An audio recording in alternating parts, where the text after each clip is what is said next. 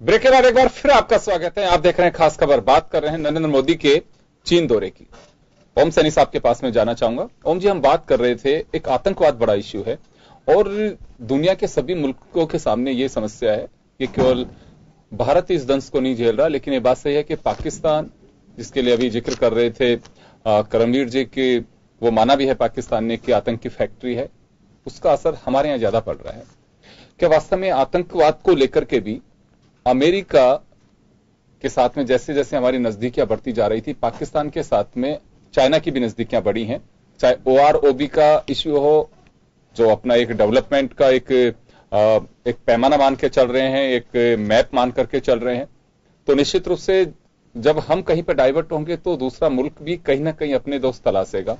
लेकिन जहां आतंक की बात आती है, चाइना का वास्तव में कहीं कोई सॉफ्ट कॉर्नर रहेगा, या फिर जब भी कभी वहां के खुंखार आतंकियों को जब हम एक लिस्ट में डलवाते हैं तो वो अपना वीटो यूज करता है, ये रुख में कहीं बदलाव देखा जाएगा इससे? देखिए, खासतौर से जब से हमारे वर्तमान प्रधानमंत्री बने हैं, इन्होंने एक विदेश नीति में कुछ खास किस्म के परिवर्तन किए। उन्होंने उन लोगों के साथ में जिनके साथ में हमारे ताल्लुकात वैसे दोस्ताना नहीं रहे, चाहे वो अमेरिका हो चाहे वो इजराइल हो, उनके साथ में इन्होंने जिस तरह के ताल्लुकात बनाए और साथ साथ में चाइना के साथ में जो खासतौर से एक टेंशन सा क्रिएट किया, डोकलाम का मसला हो चाहे दूसरा ये जो रोड बनाने वाला मसला हो, सारे ऊपर तो चाइना का भी ये एटीट्यूड रहा है कि वो हमारे शत्रुओं को बड़ा नजदीक बिठा करके सारा उसका इंटरेस्ट देखे, खासतौर से पाकिस्तान के मामले में। और ये सब जो इंटरप्रिटेशन हम करते हैं सब वहां पर जो तालिबानी तैयार हो रहे हैं, या जिहादी तैयार हो रहे हैं, या जो ये लोग बैठे हुए हैं, इनके खिलाफ वो उस तरीके से बोले तो वो खट से उनको प्रोटेक्ट करने के लिए आता है। तो बड़ी बड़ी साफ एक पॉलिसी है चाइना की कि हम आपको वो छूट नहीं देंगे कि आप इधर उधर जाएं, आपको भी उसी तरीके से पेश आना पड़ेगा जिस तरीके से आप अपेक्षा कर रहे हैं कि हम आपके साथ में पेश आए। डोकलाम के मामले में क्या जरूरत थी चाइना के साथ में उलझने की, लेकिन हम उलझ गए। हमारा जो भी एग्रीमेंट रहा हमारे मित्र राष्ट्र के साथ में, तो उसको लेकर के जिस तरह से आगे बढ़े और जिस तरीके से प्रोजेक्ट किया, देखिए जो कुछ हम बोलते हैं, हमारी सेनाएं बोलती है, हमारे लीडर बोलते हैं, वो चाइना में सुना जाता है, देखा जाता है, समझा जाता है। उससे तो ऐसा लग रहा था जैसे कि हम जाकर के कल की तारीख में सारा सब कुछ फतेह कर लेंगे, तो उसके नतीजे अच्छे नहीं हुए। ऐसे में हमें चाहिए कि हम ये स्थापित करें, इस वक्त मौका है मोदी जी के पास में, ये स्थापित करें कि ये जो ये टेररिज्म है ये पूरी दुनिया के लिए खतरा है। हमारे पास में भी जो कुछ हो रहा है आप जरा गौर से देखिए, हमारे साथ में मिलकर बैठिए, आपके यहाँ भी ये सब सिलसिला पैदा होने जा रहा है, तो हमें मिलकर के इस पे रास्ता निकालना चाहिए। तो मैं समझता हूँ कि इस पे ज्यादा बात करनी चाहिए, बजाय किसी और के आप वर्ल्ड लेवल व्यापार वगैरह सब तो होगा ही, वो सब पे चर्चा होंगी, लेकिन साथ साथ में कि हमारी सीमाओं पर जो टेंशन वाला सिलसिला है वो खत्म हो, हमारे सीमाओं से जुड़े जो सवाल हैं उन पर बड़ा डायलॉग के साथ में सब कुछ हो। ऐसा ना हो कि आज तो डायलॉग के लिए बात कर रहे हैं, कल कहेंगे हम लोग ऐसा कर देंगे। तो ये इस पे थोड़ा सा बहुत सोच समझ के विदेश नीति के सवालों पे जो बोलने का तरीका है वो हमें बदलना चाहिए। हमारे राष्ट्र के नेताओं को, खासतौर से हमारे प्रधानमंत्री को या हमारे विदेश मंत्री को या हमारे सांसदों को या हमारे पक्ष में जो लोग बैठे हैं उनको ऐसी सब बातें करें। और साथ साथ में मुझे आपको लग रहा है कि कहीं ना कहीं हमारे एग्रीमेंट या कुछ भी हमारे कमिटमेंट्स हैं डोकलाम में, उसका वायलेशन हुआ है? देखिए, वायलेशन तो आपने आप हमारे को, मुझे नहीं लगता है कि हमें उसमें ज्यादा बोलने की जरूरत थी। चीन अपने क्षेत्र में क्या कर रहा है इसको लेकर के मुझे नहीं लगता है कि हमें इस तरीके से चेतावनियां देने की जरूरत थी, जिस तरह की भाषा इस्तेमाल की। और जो मेरा ख्याल है कि हमारे विदेश सचिव ने तो बातें बड़े सलीके से की, लेकिन हमारे जो नेता लोग हैं उन्होंने जो बातें की वो अपने आप में बड़ा प्रवोक करने वाली थी। और चीन कोई ऐसा राष्ट्र तो है नहीं जिसको कि आप दबोच करके 1 मिनट में ठीक कर देंगे। तो ऐसी स्थिति में भाषा का बड़ा महत्वपूर्ण सिलसिला होता है और वो हमने तोड़ा है, मेरा ऐसा ख्याल है। जी, आपके पास में आना चाहूंगा डॉक्टर साहब, एक डोकलाम को लेकर के एक बड़ी परेशानी है कि डोकलाम इतना सहजता के साथ में अभी भी 70 दिन से वहां तनाव के हालात बने हुए हैं, दोनों की सेनाएं वहां रुकी हुई हैं।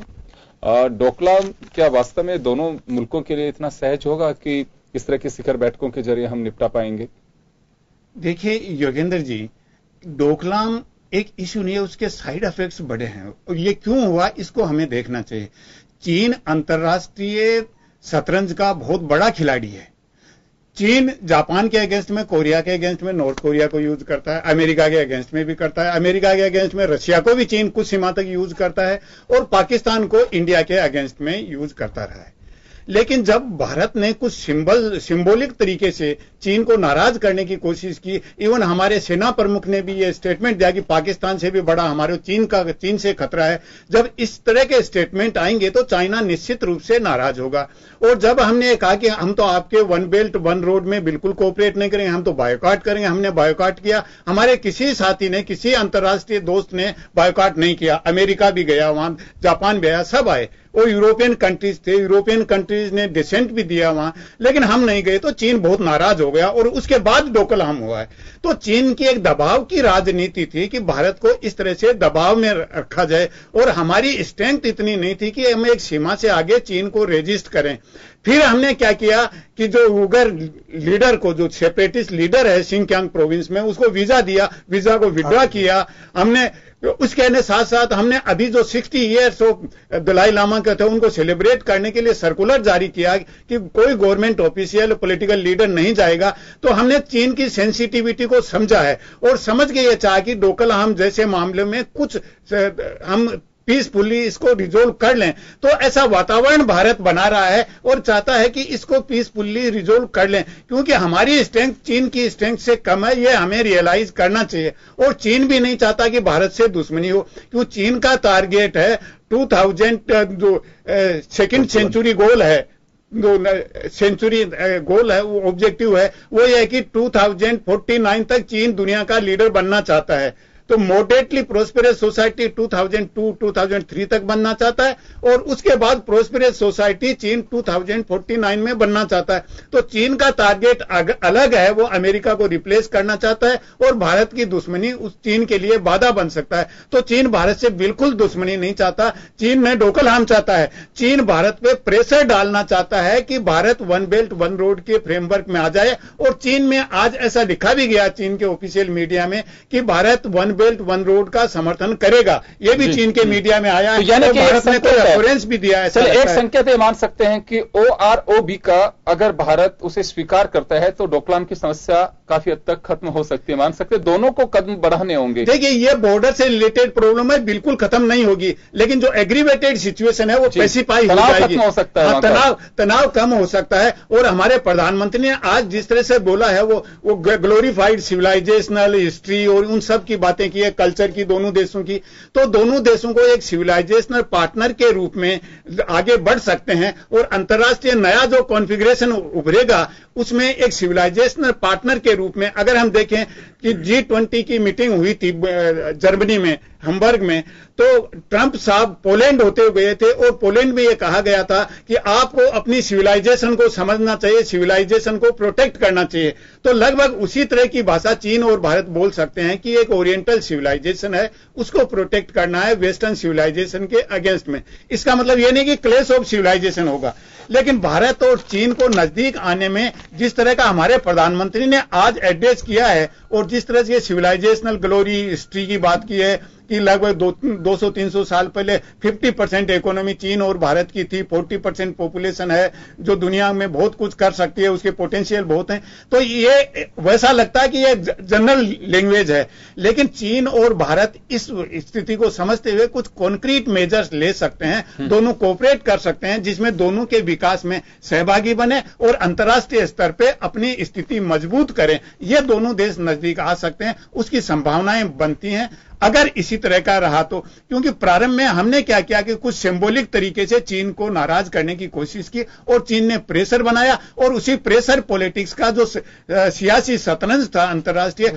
उसका डोकल होम एक कल्मिनेशन था। चीन दबाव की राजनीति बना रहा था। अगर Bharat one belt one road वाले इनिशिएटिव में जाता अंतर्राष्ट्रीय सम्मेलन में, तो शायद डोकलाम होता ही नहीं, ऐसी स्थिति होती। लेकिन चीन की जो राजनीति है, अंतर्राष्ट्रीय शतरंज चलने का है, चाइना दबाव की राजनीति करता है, नॉर्थ कोरिया को एनकरेज करना, इसमें कोई संदेह नहीं है। और शतरंज के खिलाड़ी की तरह ये एक मुल्कों की जो चौसर है उसमें देखता है कि किसको कहां, किस मोहरे को कैसे उपयोग में कर लेना है।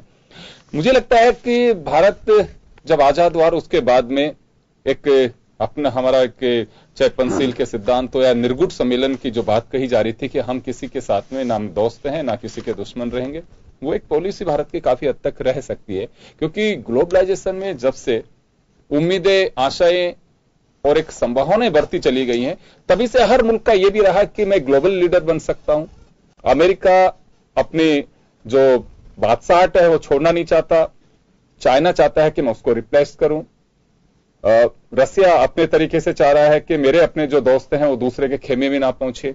लेकिन भारत जैसे विकासशील जो राष्ट्र है वो ये चाहते हैं कि जहां हमें ज्यादा बेनिफिट मिल सकता है वहां जाना चाहिए। वो आपके मुल्क राष्ट्र, माफ करिएगा, जो मित्र राष्ट्र हैं वो स्वीकार नहीं करते हैं। शायद हम उस उलझन में भी काफी हद तक फंस चुके हैं। करमवीर जी, आपके पास आना चाहूंगा। जैसे हमारी नजदीकियां, जब बराक ओबामा से बराक दोस्त के नाते बन गए, हम चाय पिलाने लगे, और उसके बाद ट्रंप का उदय है और ट्रंप के साथ में नजदीकियां बढ़ती चले गई। हम चाइना से ज्यादा नजदीकियां हमारी ट्रंप के साथ में नजर आई, या अमेरिका के साथ में। रसिया को भी हमने थोड़ा सा साइड लाइन करना शुरू किया। क्या उसकी वजह से एक हो सकता है कि जैसे डॉक्टर साहब ने कहा कि प्रेशर की राजनीति बहुत करता है चाइना, डोकलाम हो चाहे दूसरे इश्यूज हो, चाइना के साथ में हमारे डिफरेंसेस जो बढ़ते जा रहे हैं, उसकी वजह एक ही हो सकती है? अजी बिल्कुल, क्योंकि चीन का ये हमेशा नीति रहा है, उसे ये पता है कि भारत के साथ उसके संबंध है उस तरह के कभी भी नहीं हो पाएंगे जितना, क्योंकि रशिया के साथ उसके रिलेशन किस तरह से सुधर है, आइडियोलॉजिकल भी दोनों में समानता है, उनके साथ रिश्ते सुधर है। भारत के साथ वो स्थिति नहीं है। जहां तक डोकलाम मुद्दे की बात है, डोकलाम मुद्दे के समय चाइनीज मीडिया में, ग्लोबल टाइम्स में एडिटोरियल में उन्होंने क्या लिखा, time has come to teach India a bitter lesson, और साथ में लिखा कि आपका मिलिट्री पावर हमसे कितना कम है, आपका इकोनॉमी कितना कम है, आप हमसे कहीं compete नहीं कर पाते हैं। कैसे आप आपके जो आर्मी चीफ और इस तरह के स्टेटमेंट दे रहे हैं कि चाइना के साथ, पहले जेटली ने भी कहा कि 62 वाला भारत नहीं है, ये नहीं है, तो चाइनीज मीडिया ने वैसा कहा, भारतीय मीडिया ने वैसा कहा। चाइनीज मीडिया को आप देखिए, आज ग्लोबल टाइम्स में, पीपल्स दिल्ली में आर्टिकल छपे, उन्होंने क्या कहा कि शी जिनपिंग और मोदी की इस विजिट से एक नई शताब्दी का आगाज होगा दोनों देशों के संबंधों में। तो कैसे बदल देता अपनी पॉलिसी को, और कहा कि संभावना है कि भारत है वो हमारे बेल्ट एंड रोड इनिशिएटिव को, जिसको पहले वन बेल्ट वन रोड कहा जा रहा था, अब बेल्ट एंड रोड इनिशिएटिव कहा जाता है, उसको सपोर्ट करेगा। और कहा गया कि एक्सपर्ट का भी देखो मानना है कि इंडिया नेपाल और चाइना कॉरिडोर को लेकर के भारत को पार्टिसिपेट करना चाहिए, एक नया प्रपोजल उन्होंने दे दिया। दूसरा कहा कि जो हमारा जो चाइना पाकिस्तान इकोनॉमिक कॉरिडोर है, सीपीसी प्रोजेक्ट है, उसको हम अफगानिस्तान तक बढ़ाएंगे और ईरान तक ले जाएंगे। और कहा गया कि ईरान का जो चाहबार पोर्ट है, जहां पर इंडिया का इन्वॉल्वमेंट है, फर्स्ट फेज उसका कंप्लीट भी भारत ने कर लिया है टाइमली, तो कहा गया कि चाहबार एक बेस्ट प्लेटफॉर्म हो सकता है भारत और चीन के बीच में सहयोग को आगे बढ़ाने के लिए। तो अब ईरान के जरिए हम सेंट्रल एशिया और अफगानिस्तान में भी अपना पहुंच है वो बढ़ा सकते हैं। सो किस तरह से अपने कनेक्टिविटी प्रोजेक्ट को नेपाल में भी लाना चाहता है, उसमें भारत को इन्वॉल्व करना चाहता है, और ईरान में भी जाना चाहता है, और अफगानिस्तान पहुंचना चाहता है, ताकि ग्वादर में उनका जो प्रेजेंस हो गया उसका हमें फायदा है वो उठा सके। सो चीन के हमेशा अपने रहता है, उनके कॉमर्शियल इंटरेस्ट है, लेकिन क्या उसे भारत की कभी जो चिंताएं हैं, जो हमारी कंसर्न्स हैं, उसको उन्होंने एड्रेस किया? हम चीन के प्रति कितने भी सेंसिटिव हो, ठीक है, आपका वन चाइना पॉलिसी को लेकर के, तिब्बत दलाई लामा को लेकर के हम आपकी सेंसिटिविटी को समझते हैं, लेकिन क्या आपने पाकिस्तान को लेकर हमारी सेंसिटिविटी को समझा? हमारे हजारों लोग मारे गए अभी तक आतंकवाद में, क्या आपने कभी उसको कंडेम किया? क्या आपने भारत की जो सॉवरेनिटी क्लेम्स है उसको समझा? क्योंकि सीपीसी प्रोजेक्ट लाए वो भारत के, क्योंकि गिलगिट बाल्टिस्तान से गुजरता है, भारत का उस पर क्लेम है, तो आपने हमारी सेंसिटिविटी को कहां तक समझा है? कश्मीर के मुद्दे को मनचा है तब आप ले आते हैं कि स्टेटमेंट देते हैं उसके ऊपर। सो ऐसा आपने कश्मीर को लेकर के, आतंकवाद को लेकर के, पाकिस्तान को लेकर के, इंडियन ओशन में आप किस तरह की एक्टिविटीज कर रहे हैं? साउथ चाइना मॉर्निंग पोस्ट ने भी लिखा कि देखो अब श्रीलंका में पहली बार चाइना का झंडा लहरा गया हम्बन टोटा में, और कोलंबो सिटी में वो एक डेवलपमेंट प्रोजेक्ट के ऊपर वे लोग काम कर रहे हैं। और वहां भी जब 2014 में लद्दाख में इस तरह का भारत और चीन की सेनाओं के बीच में एक टेंशन क्रिएट हुआ, उस समय चाइना ने क्या किया, 2 सबमरीन्स श्रीलंका भेज दिया, एक सिग्नल दिया कि हम्बन टोटा में हमारा जो प्रेजेंस है, जरूरत पड़ने को उसका इस्तेमाल भी कर सकते हैं। सो हम्बन टोटा में और ग्वादर में इनका प्रेजेंस है, म्यांमार में इनका प्रेजेंस है, मालदीव में आ बैठे हैं ये लोग, और दूसरा अफ्रीकन कंट्री देखिए जिबूती में अपना फर्स्ट मिलिट्री बेस बना लिया है। ये भारत की सेंसिटिविटी को कब समझेंगे? इंडियन ओशन भारत के लिए बहुत महत्वपूर्ण है। और साउथ चाइना सी को लेकर के कहते हैं कि भारत और अमेरिका मिलकर के इस मुद्दे को उलझाना चाहते हैं, नहीं चाहते कि मामला सुलझे, लेकिन जो हिंद महासागर है और साउथ चाइना सी, इस रास्ते से हमारा 55% से अधिक जो व्यापार है इसी रास्ते से गुजरता है, और उसमें आप हमें घेरने की कोशिश करें, और आप चाहते हैं कि हम आपकी सेंसिटिविटी को लेकर के थोड़ा सजग हो, संवेदनशील हो, आपके जो इस तरह के मुद्दे, आप हमारी कंसर्न्स को, हमारी सिक्योरिटी इश्यूज को, हमारी जो राष्ट्रीय हित है उनको कब समझेंगे? ये बायलैटरल होता है, दोनों तरफ से होना चाहिए, एक पक्षीय नहीं होता है। ओम जी आपके पास आऊंगा मैं, क्योंकि अब से पहले तो ये रहा कि सरकारें आती हैं जाती हैं, विदेश नीति स्टैंड करती है मुल्क की, हमारे देश की, लेकिन अब चीजें बदलती जा रही हैं, उसके राजनीतिक मायने, राजनीतिक फायदे, ये सारी चीजें भी तलाशी जाती हैं। मोदी जब लौटेंगे और कुछ हद तक जो सकारात्मक रुख देख रहे हैं, मीडिया का भी थोड़ा रुख बदला हुआ है, चाइना मीडिया का खासकर अगर अब बात करें, वहां जो आर्टिकल छपे हैं, वहां की जो हेडलाइंस है मोदी को लेकर के, इसका कुछ राजनीतिक लाभानी में भी हम देख सकते हैं इस दौरे को। देखिए योगेंद्र जी, एक बात हमें याद रखनी चाहिए कि जिस वक्त पंचशील का जमाना था और पंडित नेहरू, टीटो और चौनलाई और सुकर्णो और ये लोग जो अपना एक ऐसे मुल्कों के जो नव आजाद मुल्क थे और जो विकास के रास्ते पे चलना चाह रहे थे, और दुनिया दो भागों में बटी हुई थी, एक तरफ सोवियत संघ था, एक तरफ अमेरिका था। उस वक्त का सीन बड़ा अलग था, और उसमें हम लोग बड़े चमकते हुए सितारे नजर आते थे, और सारे दुनिया की निगाह हम लोगों पर थी कि दुनिया में अमन पैदा करने वाले मुल्क खड़े हुए हैं पंचशील के नाम पर। लेकिन उसके साथ में जो गड़बड़ झाला हुआ है, बाद में सोवियत संघ ढह जाता है और अमेरिका और सीटो नाटो की कंट्रीज अपना एक अलग से एक आर्थिक किला बनाती है, G47 ऑल दैट। यूएनओ जो टोटली कब्जे में हो जाता है, इन मुल्कों के हाथ में आ जाता है। उससे निपटने के लिए जो स्ट्रेटेजी चाइना ने बनाई, चाइना ने अपने उसी रास्ते पे चलते हुए एक नया रास्ता अडेप्ट किया और अपनी पूरी अंतर्राष्ट्रीय हैसियत बना ली, और आज उसकी स्थिति बिल्कुल अलग है। हमारे साथ में बहुत अलग बात हुई है। हमारे यहाँ के लोगों ने इन सब बातों पर, हमारे शासन ने, मतलब हमारे केंद्रीय शासन ने, हमारे भारत ने इन सब बातों पर उस तरीके से गौर नहीं किया। मनमोहन सिंह जी के वक्त में हम टोटली अमेरिका की तरफ झुकते हुए नजर आए, अमेरिकन राष्ट्रों के साथ में, अमेरिकन दोस्तों के साथ में सब कुछ करते नजर आए, और चाइना के साथ में हमारे टेंशन वाले सिलसिले रहे, बातचीत के रास्ते। लेकिन हमने उस विदेश नीति में हमने संवाद को कहीं ब्रेक नहीं किया। बिल्कुल, इस विदेश नीति में हमने संवाद को ब्रेक किया। बार बार हम भी जैसे शतरंज खेल रहा है चीन, वैसे ही हमारे प्रधानमंत्री ने भी शतरंज जैसा खेल खेलना प्रारंभ किया। नतीजा ये हो रहा है कि बहुत कुछ बिगड़ गया रास्ता, और जिनको गलत कहना चाहिए था उनके साथ में बैठ गया चीन और जाकर के उनकी वकालत करने लग गया। तो ये मुझे यूं लगता है कि विदेश नीति के सवाल पे हमारे प्रधानमंत्री और हमारा विदेश मंत्री बहुत कमजोर रहे हैं। ये मौका है जो अब चर्चा हो रही है, इस मौके के साथ में हमें अपने सारे स्वर बदलने चाहिए। वही मैं कह रहा हूं कि जो मीडिया में जो चीजें सामने आ रही हैं, हमारे जो समीक्षक हैं, विदेश नीति को समझते हैं, उनका भी कहना है कि एक सकारात्मक दौरा कह सकते हैं इसको। आने वाले दिनों में मैं वही जानना चाह रहा हूं कि क्या इसके कुछ राजनीतिक लाभ हानि के तौर पे भी इसे देखा जाना चाहिए? निश्चित रूप से। देखिए, अगर ये सब चीजें जो आज गए हैं और जिस तरह की बातें अखबारों में छपी हैं, ग्लोबल टाइम्स और ये सारा बता रहे हैं, करमवीर जी बोल रहे हैं, करोड़ी सिंह जी बोल रहे हैं, तो वो सारी चीजें अगर होती हैं और हम सक्रियता के साथ में, ऐसा ना करें कि झप्पी मारने वाला जो विदेश नीति है वो सक्सेसफुल नहीं हुई है। ये विदेश नीति निश्चित रूप से सक्सेसफुल हो सकती है, जो अभी हमें हमारे प्रधानमंत्री करने गए हैं। देखिए क्या होता है, देखते हैं कि। चलिए डॉक्टर साहब, आपके पास वापस आना चाहूंगा मैं। 2019 का न्योता दिया है, हालांकि एक बार फिर जून में मिलने का मौका मिलेगा मोदी और शी जिनपिंग को। इसे स्वीकार किया जा सकता है, और जो 2 कदम बढ़ रहे हैं एक सकारात्मक रुख की ओर, अगर 19 में यहां पे आते हैं तो मोदी आवाभगत, मेहमान नवाजी के लिए बहुत ही अच्छे से जाने जाते हैं। हालांकि मुझे नहीं लगता है कि मेहमान नवाजी किसी एक आदर सत्कार होता है, आप सॉफ्ट कॉर्नर उससे ले सकते हैं, आप उनका दिल जीत सकते हैं, लेकिन पॉलिसी मैटर्स डिफरेंट होते हैं किसी कंट्री के। देखिए, लोकाचार होना, निमंत्रण देना, आने पे स्वागत करना, ये सामान्य सी बातें हैं जी। इसको हम राष्ट्र हित को या राष्ट्र की नीति को, विदेश नीति को जज नहीं कर सकते। जहां तक नीति का सवाल, अंतर्राष्ट्रीय स्तर पे आज चीन के बारे में यह कहा जा रहा है कि वो 21वीं सेंचुरी का उपनिवेशवादी शासक राष्ट्र होगा, क्योंकि चीन बहुत से राष्ट्रों को लोन दे रहा है, इंफ्रास्ट्रक्चर डेवलप कर रहा है, 1 बेल्ट 1 कॉरिडोर ये भी कर रहा है, बेल्ट रोड वाला प्रोजेक्ट भी है। तो इसमें चीन क्या करता है कि जब कोई राष्ट्र लोन नहीं चुका पाता है तो कहते हैं आप इक्विटी में कन्वर्ट कर लो।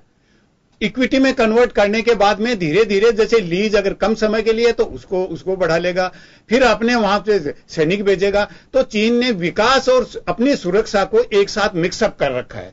ऐसा नहीं है कि चीन दूसरे देशों का केवल विकास करना चाहता है। चीन ने अपनी सुरक्षा, अपनी जो राजनीतिक स्टैंडिंग है अंतर्राष्ट्रीय स्तर पे, उसको भी मजबूत करना चाहता है। जैसे साउथ चाइना सी को अंतर्राष्ट्रीय कोर्ट ने जजमेंट दिया, मेन पार्टी फिलीपींस था और फिलीपींस ने विड्रॉ कर लिया, चीन के साथ चला गया।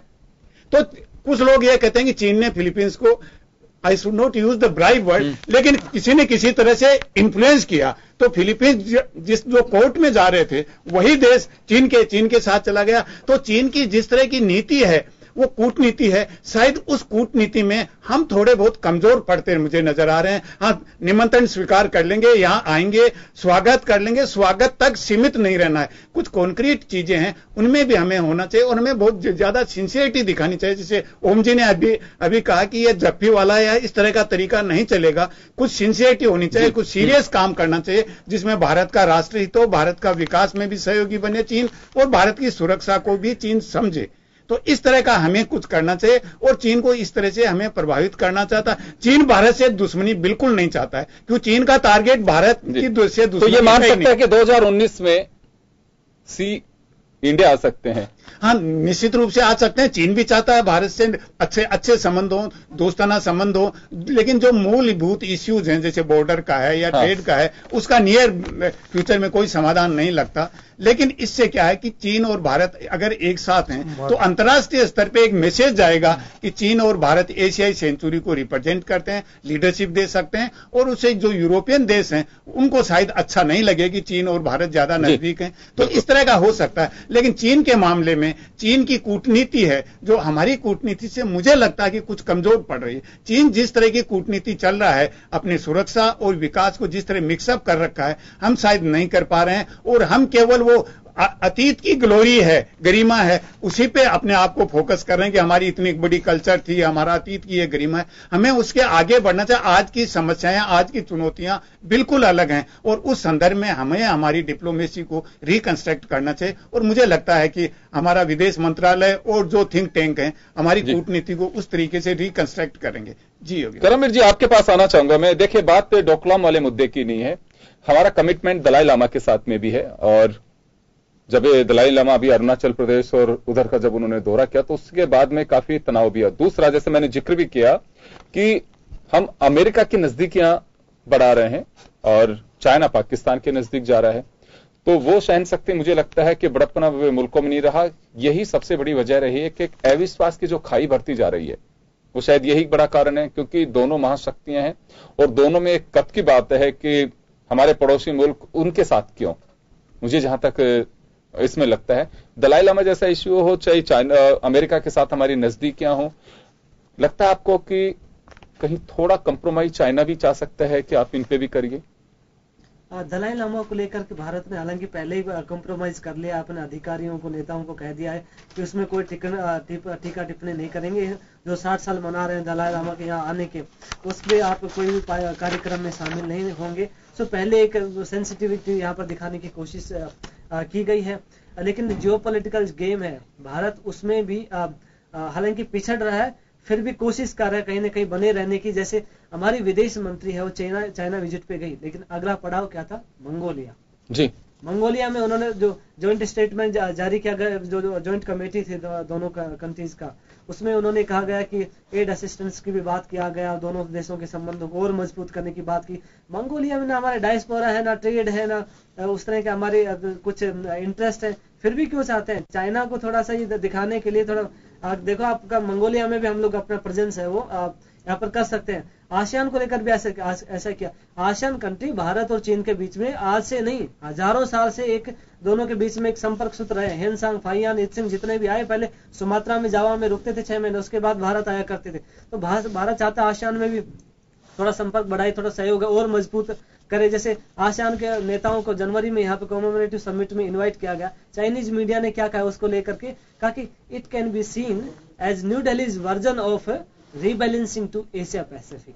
जिस तरह से अमेरिका का जो रीबैलेंसिंग पॉलिसी था एशिया पैसिफिक, कहा कि न्यू दिल्ली उसी तरह का चाहता है, एक जो रीबैलेंसिंग करना, चाइना के अगेंस्ट इस तरह का नीति है वो करना चाहता है। सो उनका अपना इश्यू है, बार बार ब्लेम करते हैं। भारत की जो नीति है वो कॉलोनियल पावर जैसी है, भूटान को अपना कॉलोनी बना के रखना चाहते हो, नेपाल को कॉलोनी बना के रखना चाहते हो, मालदीव को कॉलोनी बना के रखना चाहते हो।